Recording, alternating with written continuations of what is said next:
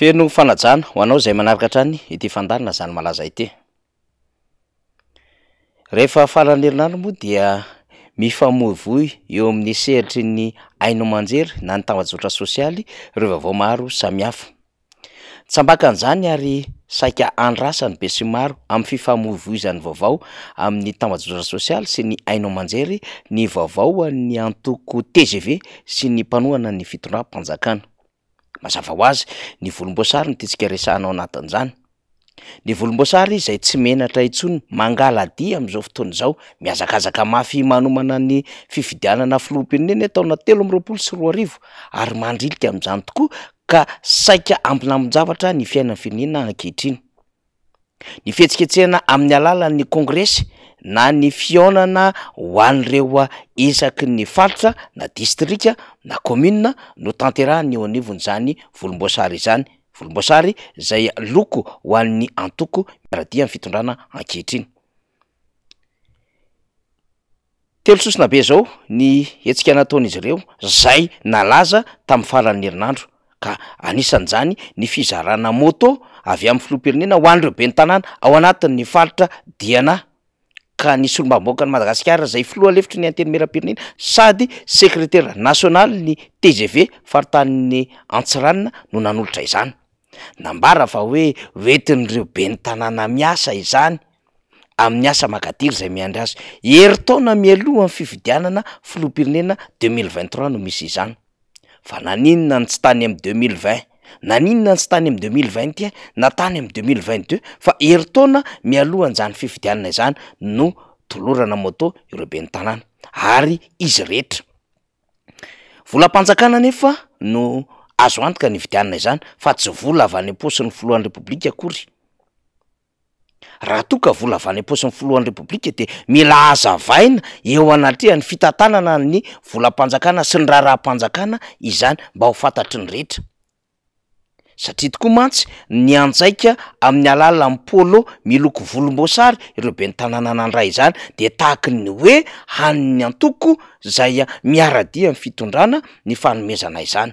Mila avahana tsara izany mba ametrahana tsara ilay neutralité.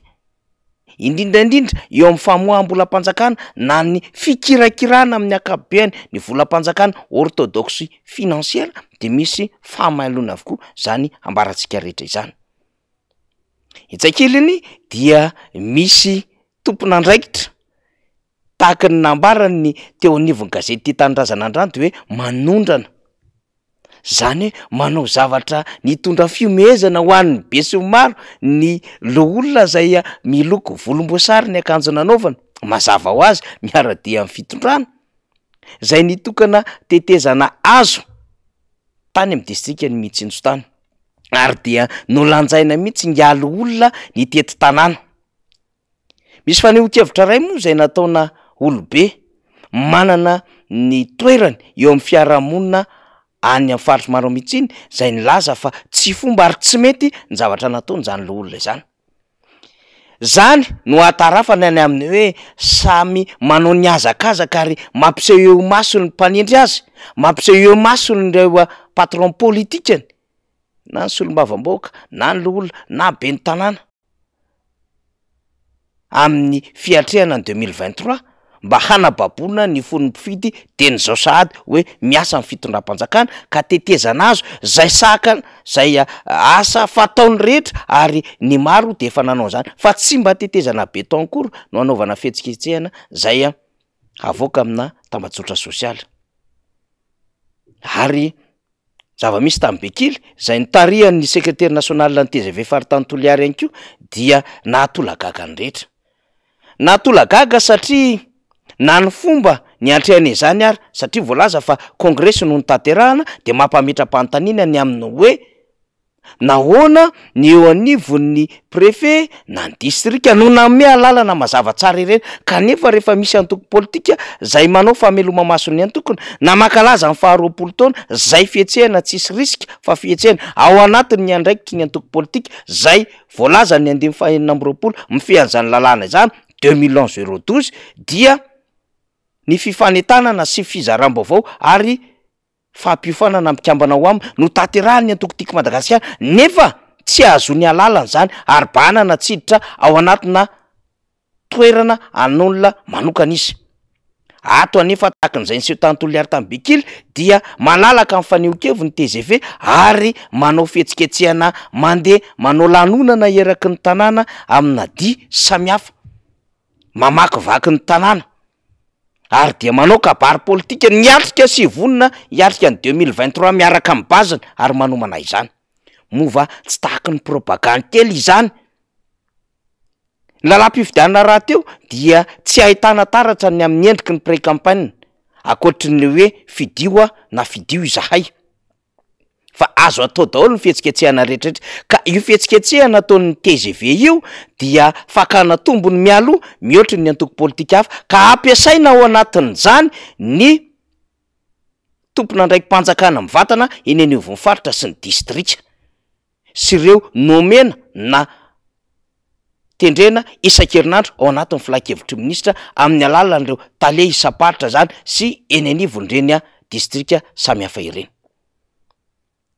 De azo antoka fa efa mangaladia, efa miazakazaka mialohan'ny fotoana ny fitondram-panjakana sy ny antoko izay manoa anazy ankehitriny. Tsy gagsika raha ohatra ka miteny izy ireo fa mbola ho tafaverina na efa manombanomba mandaa vaovao amin'izany 2024 izany, satria eo an-tana ny fahefana rehetrarehetra ka ampiasainy ahazony tombony ara-politika mihoatry ny hafa zay efa miazakazaka ihany koa amin'izao fotoana izao manao fameloma maso kanefa tsy eken'izy ireo izany. Eo nanairantsika ny senira mbola misy zany voameram-pirenena mahaleo tena manokana misana fifidianana zany ka mba hiteny hayandonda-tabatra ahay hilaza sy hamoaka ny endriky ny lalàna ny am'izay mety io fihoaram-pefy ataony ny antoko, indrindra ny antoko mpanjakana. Mbola misy ve zany seni zany, mbola azo anterina ve zany, ary misy lalàna ve azon'izy ireo aroso isan-kanana ny fangalaran-dia sy ny fihoaram-pefy ataony ny antoko mpanjakana ankehitriny, zay mampiasa ny fananam-panjakana sy ny olom-panjakana ho amin'ny tombotsoa manokana zay hiatrehana izay 2023 izany. Atsotsika ihany koa ny ACDDD hiaro hitandro an'izany demokrasia sy ny fanjakana tan-dalàna izany, satria fanjakana tsy tan-dalàna no misy ankehitriny ary fanjakana tsy refesy manidy, manao zay tiany atao sy izay taniny kibona ka manao ny lalàna arakarak'izay mahapetipety azy. Etsotsika ny ray aman-dreny rehetra zay afaka miteny sy manitsy ny dian'izao fitondram-panjakana izao, indrindrindrindra ny olom-pirenena mangina sy ireo ray aman-dreny eto amin'ny firenena, fa aio tio ray ny manonja ka ny fahefana eo an-tana ny fitondrana amin'izao fotoana izao dia tsy fahefana entina tsony hampandroso firenena fa entina hanapotehana zay tsy mitovy hevitra ary entina hangalana ny fahefana amin'ny fomba hafahafa daola makota amin'ny 13 sy 24 ho avy izao. Zany zava-misy, zany malaza mipoiritsika tamin'ity androany ity, manome fotoana indray ho an'ny rapitsy tompoko lasy tompoko avy. Misaotra tompoko.